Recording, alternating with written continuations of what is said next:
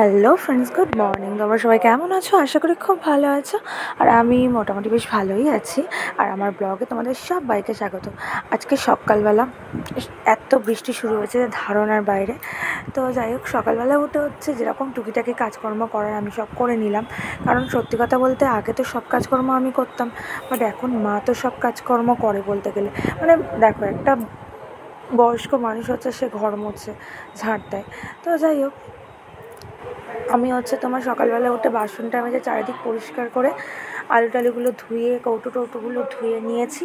আর স্নান টান করে আমি এদিকে ডালিয়া বসিয়েছি। আর এদিকে ডিমের ভুজিয়া করব বা ডিম ভাজা করব, যে কোনো একটা কিছু করব করে আজকে মানে সবাই মিলে ডালিয়াই খাবো আজকের টিফিনে সকালে। আর তোমার মা গিয়েছিল বাজারে, বাজার থেকে মাছ টাছ নিয়ে এসছে। তো আমি মাকে বললাম যে মা আজকের পাতলা ঝোল খাবো, তো যার জন্য মা নিয়ে এসছে ছোটো রুই মাছ, মানে ওই কি বলে, জ্যান্ত রুই বলে মনে হয়, হ্যাঁ জ্যান্ত রুই মাছ নিয়ে এসছে। আর এদিকে আমি ডালিয়াতে ওপরে একটু ভুজিয়া মতন করে তোমার ছড়িয়ে দিয়েছিলাম, আর একটু সর্ষের তেল ছড়িয়ে দিয়ে কাঁচা লঙ্কা দিয়ে আমি খাচ্ছিলাম। আর এদিকে খেতে খেতে আমি রান্না শুরু করে দিয়েছিলাম। দেখতে পাচ্ছ নুন হলুদটা মাখিয়ে নিয়েছিলাম।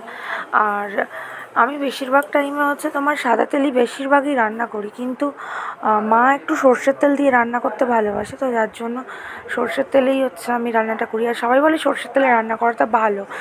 তো ভালো মানে কি আমি জানি না, বলে মাছ টাছগুলো সর্ষের তেলে রান্না করলে ভালো। তো যাই হোক, আমি আজকে আদা জিরে বাটা দিয়ে রান্না করব। তো দেখতেই পাচ্ছ কাঁচা লঙ্কা, জিরে আর আদা বেটে রান্নাটা করব। আর আজকের মা কুমড়োগুলো কেটে দিয়েছে সব। তো পটল, আলু আর কাঁচকলা দিয়ে পাতলা ঝোলটা আমি করব। তো দেখতেই পাচ্ছ আমি একদিকে ভাজছি আর মা এই উচ্ছে আলু কেটে দিয়েছে। আর এদিকে ঝোলটা কমপ্লিট করে দিয়েছি। আর আমি সত্যি বলছি, পাতলা ঝোল খেতে আমি খুব ভালোবাসি। তো আমি এবার উচ্ছেটা ভেজে দেবো, একটু 5 ফোড়ন দেবো। আর অন্যদিন কাঁচা লঙ্কা দিই, বাট আজকের কাঁচা লঙ্কাটা শেষ, মা আনতে ভুলে গিয়েছে কাঁচা লঙ্কাটা, তো যার জন্য কাঁচা লঙ্কা দিইনি, শুধু 5 ফোড়ন দিয়ে ভাজাটা করছি। সবাই সব কিছু দেয় না, যে যেরকমভাবে রান্নাটা করে, তো আমি এরকমভাবে করি, তো আমি এরকমই বললাম তোমাদেরকে।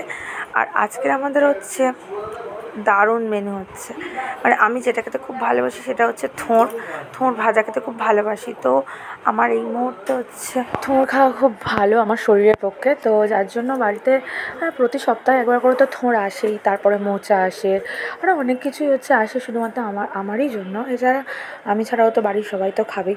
তো মা নিয়ে এসেছিলো একটা থোড়, সেই থোড়টাকে 2 দিন পরে রান্নাটা করলাম। আর মা তো থোড়টা, মানে দেখো থোড় ভাজাটা কোনো ব্যাপার নয় আমাদের কাছে, কিন্তু থোড়টা মা আমাকেই ভাজতে বলেছিল। তো আমি সব কিছু আজকে রান্না করেছি। সন্ধ্যেবেলা আমার দেওর মশাই বানাচ্ছিল তোমার, দেখতেই পাচ্ছ ভুট্টা নিয়ে এসেছিলো আমার হাজব্যান্ড, মানে কাঁচা ভুট্টা, সেগুলো ছাড়িয়ে মানে গরম করে লেবু আর বিট নুন দিয়ে তোমার খাবো আমরা। আর রাত্রে চাউমিন হয়েছিল, যেটা আমি করিনি, মানে আজকের পুরো সন্ধ্যে থেকে আমি মানে রান্নাবান্না করিনি, কুমড়োবান্নাগুলো কেটে দিয়েছিলাম। একদিকে দুধটা ফুটিয়ে নিয়ে চাউমিন সিদ্ধ করে কুমড়োগুলো কেটে এবার আমার দেওর মশাই রান্না করবে।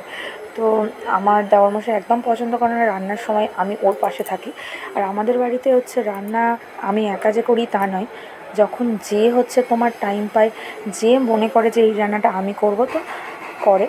তো যাই হোক, রান্নাবান্না হয়ে গিয়েছে, মা একটু জায়গাটা পরিষ্কার করলো। আর এদিকে বাবার খাওয়া হয়ে গেছে, আমি চেয়ারে বসে খাচ্ছিলাম না সন্ধ্যা থেকে। তো আমি আজকে পুরো নিশ্চিন্ত। তাই এখানেই ব্লগটা এন্ড করছি বন্ধুরা। তোমরা সবাই খুব ভালো থেকো, আর আমার চ্যানেলকে লাইক, কমেন্ট, শেয়ার, সাবস্ক্রাইব করে দিও। টাটা।